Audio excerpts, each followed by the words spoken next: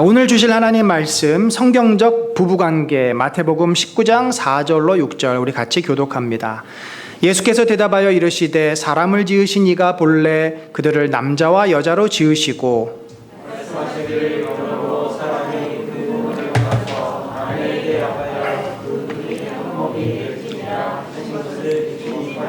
같이 읽습니다. 그런즉 이제 둘이 아니요 한 몸이니 그러므로 하나님이 짝지어 주신 것을 사람이 나누지 못할지니라 하시니 아멘. 여러분, 제가 2주 후면은 결혼한 지 30주년이 됩니다. 적지 않은 시간 동안 30년을 저희 아내와 살아왔습니다. 정말 아무것도 모를 때 27살, 만 26살에 결혼해서 어느덧 30년이 흘렀고, 이제 그러다 보니까 저도 아마 제가 설교 시간에 이 본문을 가지고 설교한 적은 없는 것 같습니다. 결혼 생활, 특별히 부부관계에 대해서 좀 할 말을 할 수 있지 않을까 생각을 합니다. 지난 30년을 돌이켜볼 때 참 힘든 시간도 있었고, 참 어려운 때도 있었지만, 그러나 서로를 의지하며 믿음 안에서 저희 부부가 잘 시간들을 보내왔고 같이 성장했습니다. 제가 결혼할 때 제 배우자가 될 사람에 대해서 가장 중요하게 생각했던 기도 제목 중에 하나는, 제가 이제 목회자니까 평생 저와 함께 친구로 지낼 뿐만 아니라 동역자로서 이 믿음의 길을 같이 걸어갔으면 좋겠다. 나와 같은 마음을, 같은 비전을 품고서 동역할 수 있는 그런 사람이었으면 좋겠다라고 생각을 했고, 30년을 살고 돌이켜보니까 하나님께서 그 모든 기도 제목을 이루어 주셨습니다. 여러분, 요즘 우리가 코로나 때문에 가족들하고 보내는 시간이 많아졌습니다.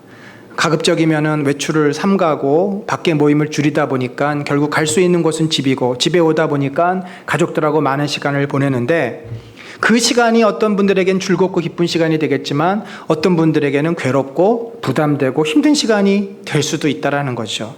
사실 여러분, 우리가 이 코로나를 맞이하면서 다양한 어떤 삶의 변화와 또 경험들을 하게 되는데, 어찌 보면은 이 가정이라고 하는 너무나도 소중한 이 곳이 우리에게 인생에 있어 너무나도 중요한 곳인데, 그동안 바쁘게 살고 정신없이 살다 보니까 가정의 소중성을 우리가 잃어버린 것이 아닌가. 특별히 우리가 신앙인으로서 건강한 가정, 행복한 가정, 신앙의 가정을 이룬다라는 것에 대한 과연 내가 꿈과 비전이 있었던가, 내가 그것을 위해서 얼마나 애를 쓰고 살았던가에 대해서 심각하게 돌아보고, 이번 기회에 정말 주님이 우리를 가정으로 부르신 그 뜻과 계획들을 깨닫고 정말 변화된 가정들이 되기를 간절히 축원합니다. 이용규 선교사님이 이런 말씀을 하셨습니다. 만약에 행복하기 위해서 결혼을 한다면 그 사람은 반드시 불행해질 것이다. 여러분, 사람들은 자신들이 원하는 것을 얻으면 행복해질 거라고 생각합니다. 내가 좋아하는 사람, 내가 사랑하는 사람이 내 옆에 있으면 나는 행복할 거야. 그런데 여러분, 현실은 어떻습니까? 그 사랑하는 사람이 내 앞에 있다고 해서 내가 그것밖에는 생각하지 않을까요? 사실 결혼한 후에 부부는 상대에게 많은 것을 기대하고 많은 것을 원합니다. 근데 문제는 서로가 기대하는 바들을 다 채워주지를 못해요. 그럴 수 있는 능력이 우리에게는 부족합니다. 서로 나에게 먼저 나를 쳐다봐주고 나를 돌봐주고 내 부족함을 채워달라고 요구합니다. 따라서 결혼을 행복해지기 위해서, 내 어떤 필요를 채우기 위해서 했다라고 한다면 결국 돌아오는 것은 실망감과 불행감밖에 없다라고 말씀을 하는 거죠. 여러분, 정말 우리가 결혼을 하도록 주님이 우리를 부르셨는데, 이 오늘 읽었던 말씀은 하나님께서 창세기 2장에 주신 말씀이고 예수님께서 마태복음에 주신 말씀인데, 이 귀한 두 말씀이 성경의 구약의 앞에 신약의 앞에 딱 이렇게 이 가정의 중요한 원리로 주신 말씀인데, 왜 하나님께서는 우리를 가정으로 부르셨을까요? 결혼의 진정한 목적은 내가 행복해지기 위해서가 아니라 남자와 여자가 한 몸으로 연합하는 데 있습니다. 인간은 불완전한 존재입니다. 여러분, 만약에 인간이 완전하게 창조되었다면 남자라든지 여자라든지 성을 구분할 필요가 없었을 것입니다. 그냥 단일한 종으로, 그냥 중성, 스스로 복제할 수 있는 중성으로 만들어 놓으면 굳이 남자와 여자 필요가 없이 혼자 존재하는 것만으로 충분했을 것입니다. 그러나 하나님께서는 하나님의 속성상 삼위의 하나님이십니다. 하나님은 세 분이십니다. 세 인격이 있으시지만 한 분이세요. 그 신비와 비밀에 따라 인간을 남자와 여자 두 인격으로 만드시고 이 두 인격이 결혼이라는 과정을 통해서 한 공동체 연합체가 되는 것을 원하셨고, 그것을 위해서 우리를 결혼이라고 하는 제도로 부르셨습니다. 에덴 동산에서 최초에 있었던 인간의 가장 중요한 제도가 결혼이고, 그 결혼이 발전하면 그 아담과 하와 사이에 하나님이 계시면 그게 바로 교회가 됩니다. 그래서 인간에게 있어서 가장 원초적이고 중요한 제도는, 기관은 바로 가정과 교회입니다. 그래서 여러분, 가정과 교회가 건강해지지 않고 행복해지지 않으면 인간은 절대로 행복해질 수가 없습니다. 그런 의미에서 우리가 건강한 가정을 만든다는 것은 너무나도 우리에게 중요한 문제입니다. 여러분, 그래서 오늘 저는 이 말씀을 통해서 다음 주에는 이제 우리 문정아 집사님이 좀 구체적인 실제적인 이야기를 하실 테고, 저는 성경에서 우리가 하나님이 원하시는 부부의 관계가 어떤 것인지를 좀 살펴보려고 합니다. 우리가 결혼을 생각할 때 가장 중요한 원리는 먼저 분리가 돼야 됩니다. 부모를 떠나야 됩니다. 이 분리의 문제, 또 분리는 그 전에 또 뭐가 있어야 되죠? 건강한 애착이 있어야 합니다. 근데 건강한 애착이 이루어지지 않으면 분리가 잘 되지 않아요. 분리가 잘 되지 않으면 다시 또 집착이 됩니다. 악순환입니다. 그래서 할머니가 손주들 가방 챙기고 손주들 학원비 다 내고 이런 문제들이 발생을 하는 거예요. 예, 할머니 할아버지가 손주를 키웁니다. 그 엄마 아빠 역할은 뭡니까? 여러분, 우리가 부모를 떠난다라는 것은 굉장히 중요합니다. 이것은 육체적으로, 경제적으로, 정서적으로 독립을 해야 됩니다. 여러분, 동물들 보세요. 동물들은요, 잔인합니다. 다 크면 절대 그 어미가 새끼들을 데리고 있지 않습니다. 뿌리를 쫓고 막 목덜미를 물어서 자기의 영역에서 벗어나게 합니다. 그래야 자식들이 생존할 수 있기 때문입니다. 그것이 결국은 자식을 살리는 길이에요. 의존에서 벗어나고 스스로를 책임지도록 만드는 것이, 그것이 건강한 경계선인데 우리 인생은 참 그게 어렵습니다. 그래서 경계선이 없이 부모가 자식을 여전히 소유하려고 하고 집착하려고 하는 모습들이 우리들 사이에 있지 않습니까? 우리는 육체적으로 분리해야 돼요. 부모하고 따로 살아야 합니다. 물론 일부 모실 수 있습니다. 또 함께 살 수도 있어요. 그러나 원칙적으로는 각자의 가정을, 각자의 경제를 책임지며 살아야 합니다. 경제적인 것도 그렇습니다. 우리가 부모의 도움을 받을 수 있죠. 늘 살다가 보면 어려움이 생기지 않습니까? 그러나 정말 나는 경제적인 책임을 지지 않고 전적으로 부모에게 책임을 지면 부모와 자녀의 관계가 뭐가 될까요? 이 돈으로 관계가 왜곡이 됩니다. 순수한 관계가 이루어지기가 참 어려워요.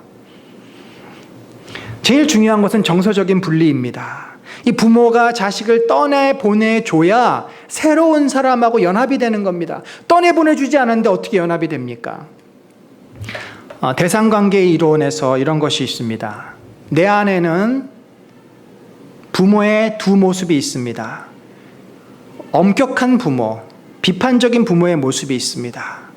그 부모는 늘 나를 향해서 비난하고 지적하고 엄격하게 나를 키우려고 했던 그런 부모입니다. 또 다른 부모의 모습은 자비롭고 돌보는 부모, 널처링 부모입니다. 이 크리티컬 부모와 널처링 부모, 널처링 페어런트 두 부모가 내 안에 존재하고 있는데 어떤 사람은 크리티컬 페어런트가 더 크고 어떤 사람은 널처링 페어런트가 더 클 수 있죠. 그래서 사실은 내가 살지만 내가 순전히 나만 사는 게 아니라 내 부모의 영향력, 내 부모의 정서가 나를 지배합니다. 그래서 결혼을 하면은 두 인격이 만나지만 두 인격 속에 숨겨져 있는 또 다른 두 인격이 포함해서 여섯 명의 정서가 부딪히게 되는 겁니다. 여러분, 그렇기 때문에 우리가 결혼할 때는 이 부모의 정서적인 영향에서 내가 스스로 어느 정도 극복하고 벗어나야만 건강한 연합을 이룰 수 있지, 이것이 되지 않으면 너무나 이 연합을 한다는 것은 어렵고 늘 부모의 시각에서 상대의 배우자를 바라보게 되고, 그 배우자는 얼마나 황당하겠어요. 지금 내가 사는 사람은 이 사람인데 그 부모의 입장에서 자기를 바라보고 부모를 더 중요하게 생각하고 부모의 어떤 권위 속에서 모든 것을 생각하려고 하니 굉장히 난감하고 어려워지는 그런 상황이 됩니다. 따라서 우리가 연합을 하려면 이 분리, 정서적인 분리를 잘 해야 되는데, 저도 돌이켜 볼 때 저희 집사람이 장인어른하고 너무 장인어른의 그 생각에 온통 지배를 받았는데, 그것이 분리되는 게 거의 한 15년, 20년 걸렸던 것 같아요. 굉장히 오랜 시간 동안을 그 영향에서 벗어나기가 어려웠습니다. 그래서 우리가 이 건강한 분리를 통해서 건강한 연합이 이루어질 수 있다. 자, 그러면 연합이 목적인데 연합에는 중요한 두 원리가 있습니다. 첫 번째 원리, 그 둘이 한 몸이 되는 게 연합인데, 이 남자와 여자, 한 남자와 한 여자, 이 둘은요 어떤 존재들입니까? 각자의 개성과 각자의 인격과 독립성을 가진 존재들입니다. 여러분, 우리는 남자와 여자로 각자로 하나님 앞에 부르심을 받았고 창조를 받았습니다. 그래서 하나님은 우리 한 사람 한 사람의 인격과 그 개성과 모든 것을 존중해 주십니다. 그래서 우리가 결혼 생활을 할 때 서로가 서로를 존중해 줘야 돼요. 그것이 무시돼서는 안 됩니다. 이 연합을 함에 있어서 나는 완전히 없어지고 너도 완전히 없어지고 새로운 어떤 제3의 그 무엇이 되는 것이 아니에요. 우리가 이 하나와 하나가 만났을 때는 서로가 존중되고 그 속에 녹아져 있는 거죠. 여러분, 그런데 우리가 같이 살다 보면 각자의 개성이 드러나지 않습니까? 그래서 불편해집니다. 부딪힙니다. 양말 좀 뒤집지 마. 치약 내가 밑에서부터 짜라 그랬잖아. 아니, 애를 왜 이렇게 쥐잡듯이 잡아? 제발 그것 좀 사지 마. 싸다고 사면 뭐해? 잔뜩 쌓아놓고 나중에 결국 버리던데? 여러분, 우리가 살아가는 수많은 사소한 것들 속에 서로 의견이 부딪히고 서로 갈등을 빚습니다. 여러분, 그런데 우리는 이렇게 불편해지고 갈등을 느낄 때마다 이걸 느끼셔야 돼요.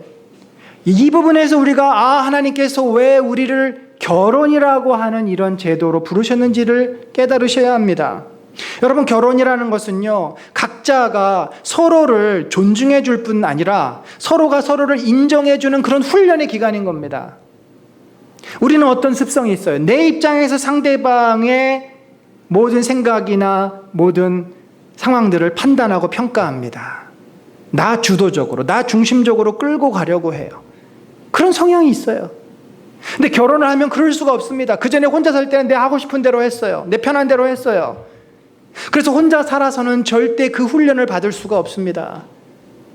근데 결혼을 하면은 절대 자기 주장대로, 자기 생각대로만 갈 수는 없습니다. 들어야 합니다. 이해해야 합니다. 도무지 이해가 잘 안 돼요. 그래도 이해해야 돼요. 같이 살려면. 그리고 받아줘야 돼요.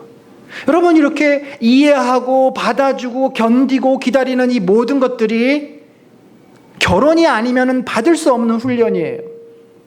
어디 가서 이런 훈련 받으시겠어요? 그리고 이런 훈련을 받지 않으면 절대 우리는 바뀌지 않습니다. 우리가 이런 훈련을 받으면 상대방을 존중해주고 기다려주고 인정해주는 것들을 할 수가 있어요. 그런데 이런 훈련이 안 돼 있으면 누군가를 존중해준다, 누군가를 배려한다, 받아준다, 늘 내 어떤 그 이익이 연관되면 그거는 가능하죠. 그런데 나의 이익과 상관이 없으면, 아니 내가 힘들면 절대 우리는 하지 않습니다. 그게 인간이에요. 그게 우리입니다.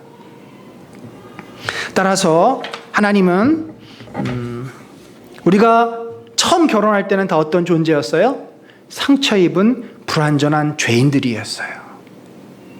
멋있고 이쁘고 아름다워 보이지만 이 안에는 온갖 연약함과 죄덩어들이 가득 찬 그런 존재들로 우리가 결혼을 하고 시작을 한 것입니다. 그래서 결혼이라는 오랜 시간을 통해서 우리는 어떻게 돼요? 다듬어지고 채워지고 변화되어야 합니다. 여러분 생각해 보세요. 부부는요, 처음에부터 우리는 물과 기름이었어요. 같이 있다고 그냥 연합이 되는 것이 아닙니다. 서로를 진정으로 존중해주지 못하고 받아주지 못하면 그냥 같이 동거만 하는 거예요. 동거인이에요. 내 입장에서 상대를 바라보고 이해하지 못하면 싸움밖에 더 됩니까? 싸움하다가 지치면 이제 말을 더 이상 안 하는 겁니다. 그냥 각자 사는 거예요. 동거하는 겁니다. 그런데 우리를 이렇게 각자로 부르셨고 각자가 연합을 하라고 한 것은 서로 싸울 문제가 아니라 그 점에서 우리가 서로 변화되어야 한다는 것을 깨닫도록 하시기 위해서라는 거죠. 저 사람은 저게 약점이구나. 저 부분은 내가 채워줘야 되는구나. 내가 덮어줘야 되는구나. 내가 기다려야 되는구나. 뿐만 아니라 나는 이 대목에 있어서 내가 못 견디는구나. 내가 너무 힘들어하는구나. 그러면 이 부분은 내가 반드시 끌어안고 기도하면서 해결해야 될 나의 이슈라는 것이죠. 여러분, 우리가 서로를 그렇게 존중해주고 받아주고 덮어주고 그러면 어떻게 될까요? 우리는 변해갑니다. 사람은 그래야만 변할 수 있어요. 그러면서 점점 연합이 되는 거죠. 서로 하나가 되어 가는 겁니다. 이 진정한 연합은 각자의 존중과 성장을 전제해요. 전혀 변하지 않는데 연합하기는 참 힘듭니다. 한쪽이라도 성장하면 그래도 가능성이 있는데 양쪽이 다 성장하지 않으면 연합은 완전히 물 건너가는 거죠. 그래서 우리는 서로가 성장해가는 과정 속에서 하나로 연합되어야 간다. 이것이 연합의 첫 번째 중요한 원리입니다. 두 번째는 이 연합이라고 하는 것은 하나의 깊은 운명 공동체가 되는 것이죠. 여러분, 삼위일체 하나님이 어떤 분입니까? 성부 하나님, 성자 하나님, 성령 하나님, 세 분은 다 각자의 인격과 각자의 모습이 있으십니다. 성부 하나님이 성령 하나님이 될 수 없어요. 성부 하나님이 성자 하나님이 아닙니다. 서로 각각 다른 분이세요. 그런데 놀라운 것은 이 세 분이 한 분이십니다. 이해가 안 되죠. 우리의 논리로는 이해가 안 됩니다. 각자, 그래서 자꾸 삼위일체를 물과 수증기와 얼음이다. 이거는 삼위일체가 아니에요. 한 존재인데 세 양태, 양태론이라 그러는데 세 모습으로 나타날 뿐입니다. 존재가 다른 거예요. 물과 기름과 소금 이런 식으로 존재가, 근데 이 세 개가 하나예요. 근데 여러분, 이 부부의 연합은 두 존재가 완전히 다르지만 한 몸을 이룬다. 여기에 비밀이 있죠. 한 몸은요, 서로 깊은 운명 공동체가 되는 것입니다. 깊은 운명 공동체. 서로 각자의 인격을 존중해주고 귀하게 여기면서도 서로 깊은 운명 공동체로 연결이 됩니다. 한 사람이 아프면 나도 아픕니다. 한 사람의 마음이 힘들면 나도 힘듭니다. 기쁘면 같이 기뻐해요. 그렇게 인생을 살아가면서 서로 같은 걸음, 같은 길을 가면서 운명 공동체로 묶어 주신 것입니다. 그런데 우리 안에 이런 피해의식이 있어요. 아니, 왜 내가 저 인간 때문에 힘들어야 돼? 우리가 부부가 운명 공동체이니까 같이 좀 행복하게 잘 살아야 되는데 왜 내가 저 인간 때문에 불행해져야 돼? 혼자 살면 이렇게 안 힘들 텐데 저 인간 때문에 너무 사는 게 힘들어 라고 하는 피해의식이 우리 마음속에 다들 있습니다. 여자만 있다? 아니에요. 남자들도 있어요. 다 마찬가지입니다. 그런데 저는 이 고백이 절반은 맞지만 절반은 틀리다고 생각을 합니다. 여러분, 저 인간 때문에 내가 힘들어 라고 하지만 사실은 나도 그렇게 힘들게 하는데 일조를 한 게 있어요. 물론 맞습니다. 여러분, 우리가 예수님께서 교회를 향해서 인생의 짐을 나눠지라고 말씀하셨잖아요. 남편의 그 짐을 내가 지는 거고 아내의 짐을 내가 지는 거예요. 건강이 약해서 또 짐을 져야 되고 능력이 없어서 짐을 져야 되고 성격이 거칠어서 짐을 져야 되고 우리가 인생을 살아가면서 그 배우자의 짐을 내가 짊어져야 돼요. 그게 결혼이에요. 짐을 안 짊어지려고 하는 것은 결혼 생활이 아닙니다. 그건 착각이죠. 짐을 짊어집니다. 그래서 힘들어져요. 그걸 인정하셔야 됩니다. 그런데 어디 그게 내 배우자의 잘못만입니까? 내 안에는 상대방을 향해서 필요 이상으로 기대하고 필요 이상으로 요구하고 내가 원하는 대로 상대방을 끌고 가려고 했던 그런 나의 연약함은 없었습니까? 마찬가지인 거죠. 그래서 우리는 늘 이런 환상 속에 있습니다. 야, 내가 저 인간하고 헤어지고 좀 좋은 분, 좀 멋있는 분을 만나면 내 인생이 행복해질 텐데, 이런 상상을 늘 우리가 할 수 있어요. 그런데 여러분, 그 좋은 분을 만약에 내가 이혼을 하고 만나서 살면 그 좋은 분이 정말 좋은 분일까요? 많은 분들이 재혼해서 이야기하는 걸 들어보면 그 좋은 분은 더 나쁜 놈이더라고요. 에이, 차라리 저 인간이 더 낫네. 대부분의 사람들의 고백이 그렇습니다. 여러분, 이것이 왜냐하면 상대방에만 문제가 있기 때문이 아니기 때문에, 사실은 나에게도 문제가 있어요. 여러분, 우리가 결국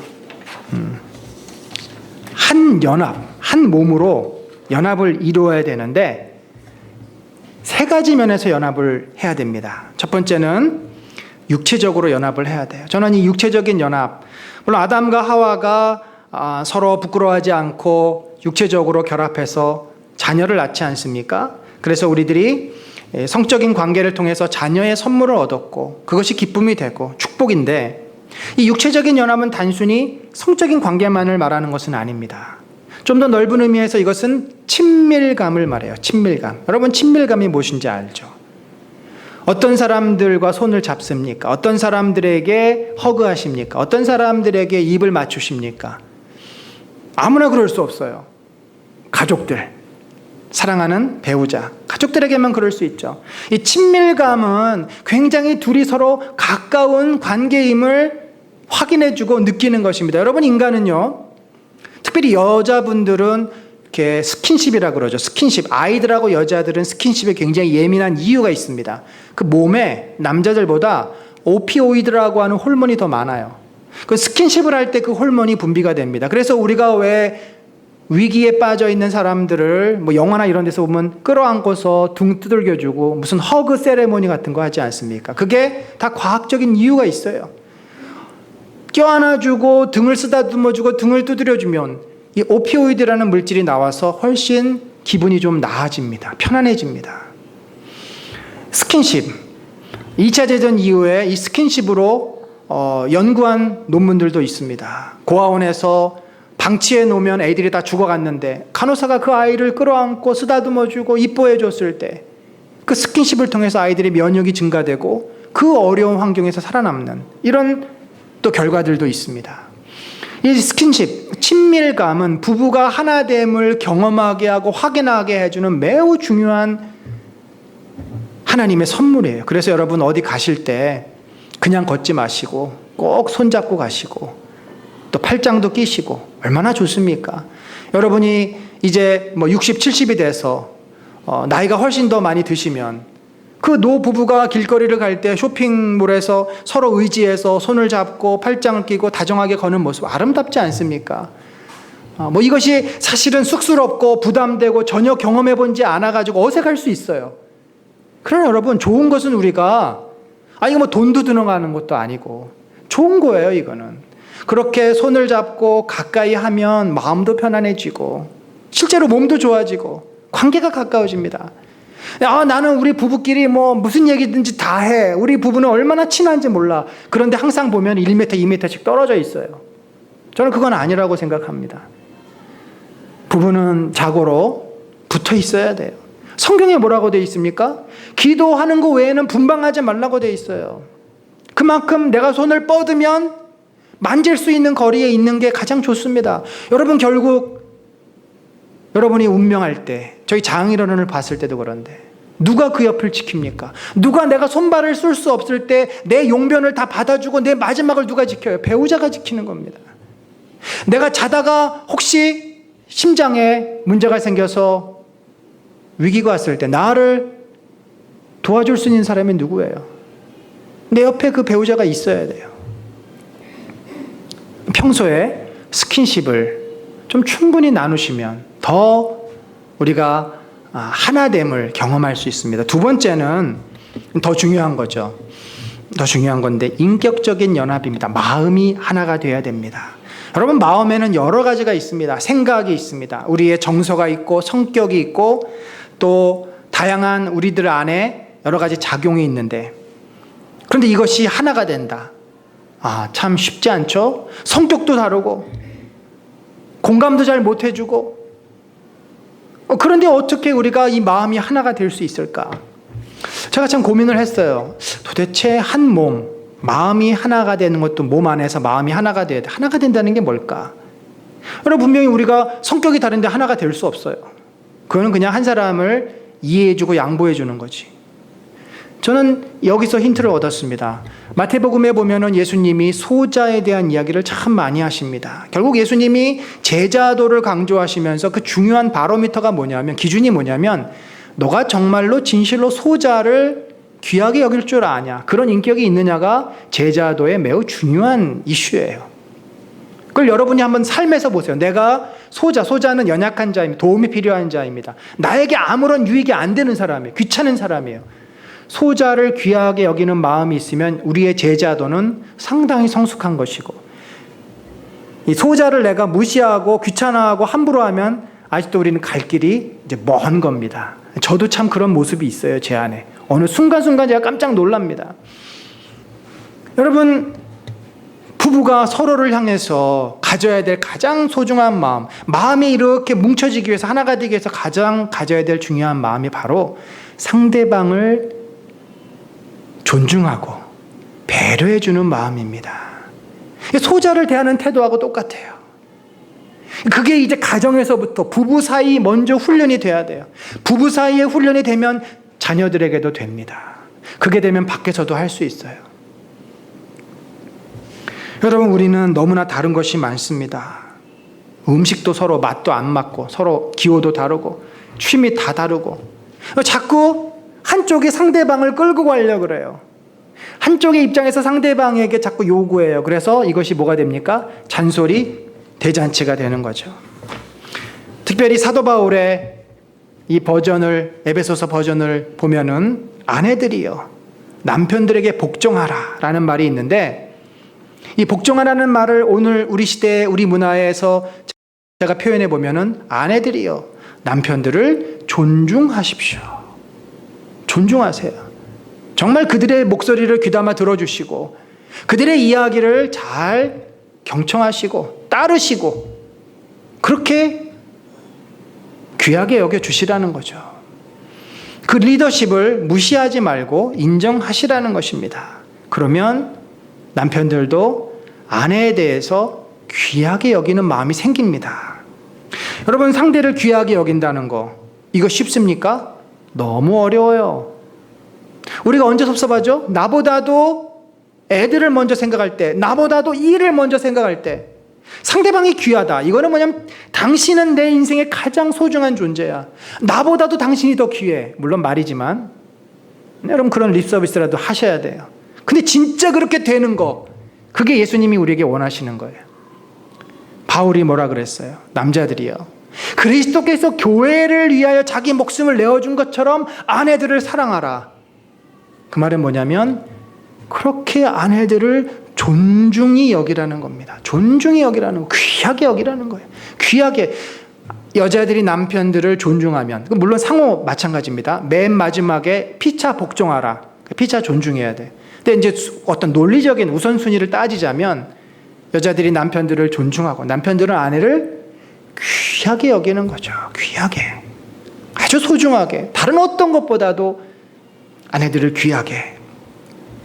여러분, 여기까지 만약에 우리가 노력을 하셨다면 연합은 절반은 성공한 겁니다. 사실 신앙생활을 하지 않는 사람들도 이렇게 서로 부부간에 존중해주고 귀하게 여기는 분들도 있어요. 그래서 그 부부가 참 친구처럼 지내고 서로 의지하고 힘이 되는 부부들도 있습니다. 근데 진정한 연합은 여기를 넘어서야 되는데, 마지막 영적인 연합이 이루어져야 됩니다. 여러분, 인간이 죄인이라는 것은 아주 단순합니다. 내가 최고다. 내가 내 인생의 주인이다. 이게 인간의 죄인이라는 증거예요. 남편도 내가 내 인생의 최고고 내가 주인이야. 아내도 내가 내 인생의 최고고 주인이야. 늘 이게 부딪히는 겁니다. 가정 안에서. 근데 진정한 연합이 되려면 뭐예요? 그 주도권을 내려놔야 돼요. 내려놓는다고 내가 그러면 아무것도 아닌 그런 무가치한 존재가 되는 것 절대 아닙니다. 바로 그 최고됨이 그리스도 안에 놓아질 때 주님은 우리를 높여주십니다. 그러니까 이 신앙 안에서 하나가 되지 않으면 우리가 진정한 연합을 이루기가 참 어렵습니다. 우리가 먼저 예수 그리스도와 함께 연합을 이루어야 되는 거죠. 내가 주님을 섬기는 종입니다. 주님, 저는 죄인입니다. 주님, 저를 다스려 주십시오.